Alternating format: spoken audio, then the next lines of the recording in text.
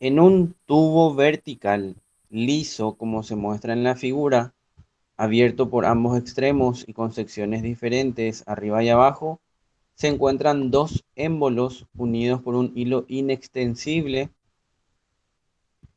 Entre los émbolos hay un mol de gas monoatómico perfecto. El área del émbolo superior es 10 centímetros cuadrados. Perdón. El área del émbolo superior es 10 centímetros cuadrados mayor que la del inferior. La masa total de los émbolos es m igual a 5 kilogramos y la presión atmosférica es una atmósfera. Calcular. La presión inicial del gas, en cuántos Kelvin debe calentarse el gas contenido entre los émbolos para que estos se desplacen lentamente 5 centímetros. La presión final del gas, el trabajo que efectuó el mismo y el calor que se le suministró. Tenemos como datos el calor específico a presión constante y el calor específico a volumen constante. Entonces, ¿qué vemos acá? Tenemos dos émbolos que se pueden desplazar y que en su desplazamiento van a hacer que van a generar una variación de volumen, ¿sí? Si esto se desplaza hacia arriba, va a haber un volumen que, que va a poder ocupar el gas y que va a ser mayor porque la superficie de arriba es mayor que la superficie de abajo. Entonces lo que va a producir es que el volumen que crezca debido a esa superficie uno va a ser mayor al volumen que disminuya debido a la superficie del émbolo más chico. Entonces, para el ítem A, la pregunta es la presión inicial del gas. Si nosotros analizamos la ecuación de estado de un gas, podemos decir que es presión por volumen igual al número de moles por la constante universal de los gases por la temperatura. Pero en este caso no tenemos la presión, no tenemos el volumen y no tenemos la temperatura. Entonces no podemos o no nos conviene aplicar esa ecuación porque vamos a trabajar mucho y no sé cómo vamos a poder resolver así. Entonces, lo que podemos hacer es aplicar la sumatoria de fuerzas, ya que tenemos la presión atmosférica, tenemos la superficie del émbolo y tenemos la masa del émbolo. Entonces, cuando nos da el ejercicio, nos da esos datos, podemos buscar la forma de solucionar el problema eh, a través del diagrama de cuerpo libre. Entonces, vemos acá, vamos a tener el émbolo 1, donde van a actuar las fuerzas de la presión atmosférica por la superficie, la presión del gas por la misma superficie, la tensión del hilo inextensible y el peso del émbolo 1. Entonces escribimos, la ecuación va a ser presión por superficie más el peso del émbolo más la tensión igual a presión del gas por la superficie 1. Para el émbolo 2 vamos a tener prácticamente las mismas fuerzas actuando, solo que la superficie es la que va a variar y al variar la superficie va a variar la fuerza ejercida por la presión del gas y la fuerza ejercida por la presión atmosférica. También va a variar el peso del émbolo porque es más chico.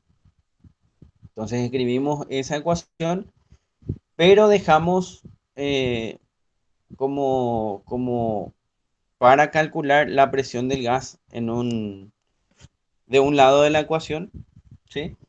Y ahí tenemos dos ecuaciones, tenemos, a ver, una, dos, tres, cuatro, cinco incógnitas tenemos, ¿sí? Pero lo que nosotros podemos hacer, como tenemos la variación de superficie, ¿sí? Tenemos S1 menos S2, Entonces podemos restar esta ecuación del émulo 1 menos la ecuación del émulo 2 y se nos va a quedar, y ahí nos va a quedar algo un poco más trabajable, ¿verdad? Nos queda presión atmosférica por la variación de superficie más la tensión más el peso 1 menos lo que tenemos acá, tensión menos el peso 2 igual a la presión del gas por la variación de superficie. Si reescribimos esta ecuación, vemos que tenemos tensión menos tensión y acá nos va a quedar el peso 1 más el peso 2. Y ese peso 1 más el peso 2 es un dato, ¿sí? Entonces acá nos va a quedar una ecuación con una incógnita, porque vamos a tener la presión del gas como incógnita, ya tenemos como dato la variación de superficie, tenemos la presión atmosférica y tenemos la suma de las fuerzas de peso de los émbolos. Entonces de ahí despejamos la presión del gas y nos queda, trabajando en el sistema internacional, nos queda que la presión del gas es 150.300 pascales. Para el ítem B, el ejercicio nos pregunta, ¿en cuántos Kelvin debe calentarse el gas contenido entre los émbolos para que estos se desplacen 5 centímetros? Si nosotros analizamos nuestro gráfico, podemos decir que al levantar o al desplazar los émbolos hacia arriba, el volumen final va a ser mayor al volumen inicial, ¿sí? Eso se puede ver acá. Y dijimos ya hace rato, si esto sube, el volumen que crece va a ser mayor al volumen que decrece, ¿sí? Que disminuye. Eso por un lado. Y por el otro, si nos fijamos en la ecuación de la presión del gas, vemos que esto depende de qué? De la presión atmosférica, que no va a variar, de la variación de superficie, que tampoco va a variar, y de la suma de las fuerzas de peso de los émbolos, que tampoco va a variar. Entonces, si estos émbolos sufren un desplazamiento, ya sea hacia arriba o hacia abajo, podemos decir que esa presión no va a variar y se va a mantener constante. Entonces, la transformación que va a estar ocurriendo va a ser una transformación isobárica. Al ser una transformación isobárica, podemos escribir la ecuación de estado para el estado inicial y final, que va a ser presión 1, volumen 1 igual a nRT1. Para el estado final, P2, volumen 2, nRT2. Entonces acá, si restamos las ecuaciones, ¿sí? Nos va a quedar como factor común la presión del gas, porque la presión 1 y 2 son iguales. Y vamos a restar el estado final menos el inicial, porque dijimos que el volumen 2 es mayor. Entonces, volumen 2 menos volumen 1 ya es la variación de volumen igual a NR T2 menos T1, que es la variación de temperatura que nos está preguntando el ejercicio. Entonces, este par de ecuaciones quedan reducidos a una sola ecuación que tiene como incógnitas la variación de volumen y la variación de temperatura. Pero el ejercicio nos da como dato que la altura que se mueven o el desplazamiento que se produce es de 5 centímetros. Entonces, al desplazarse 5 centímetros, nosotros dijimos que el volumen que crece va a ser H por S1 menos el volumen que decrece va a ser H por S2. ¿Sí? Entonces la variación de volumen va a ser igual a H por la variación de superficie, que es un dato, o mejor dicho, que ambos son datos, Y nos queda esto 50 centímetros cuadrados, perdón, centímetros cúbicos. Entonces, con este dato, lo que hacemos es despejar la variación de temperatura, lo que nos pide el ítem B, y aplicamos la ecuación, pero vemos acá que esto está en pascales.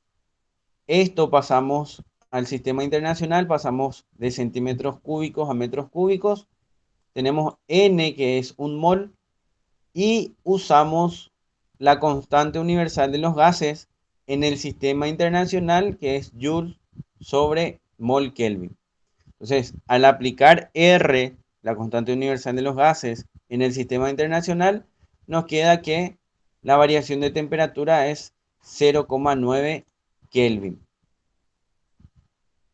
La pregunta C decía la presión final, y como dijimos anteriormente, como no hay ningún factor que pueda hacer variar la presión del gas, entonces la presión final del gas va a ser 150.300 pascales, que es igual a la presión inicial. Luego el ejercicio pregunta cuál es el trabajo realizado por el sistema. Entonces el trabajo para una transformación isobárica se puede calcular según esta expresión, que es presión por variación de volumen, siendo que sabemos cuánto vale la presión y sabemos cuánto vale la variación de volumen. Entonces nos queda 7,515 joules. Por último, el ejercicio pregunta cuál fue el calor suministrado, ¿sí?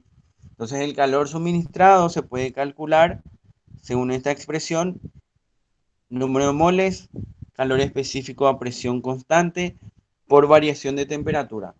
Todos estos datos tenemos, entonces directamente aplicamos la ecuación, nos queda 4,5 calorías.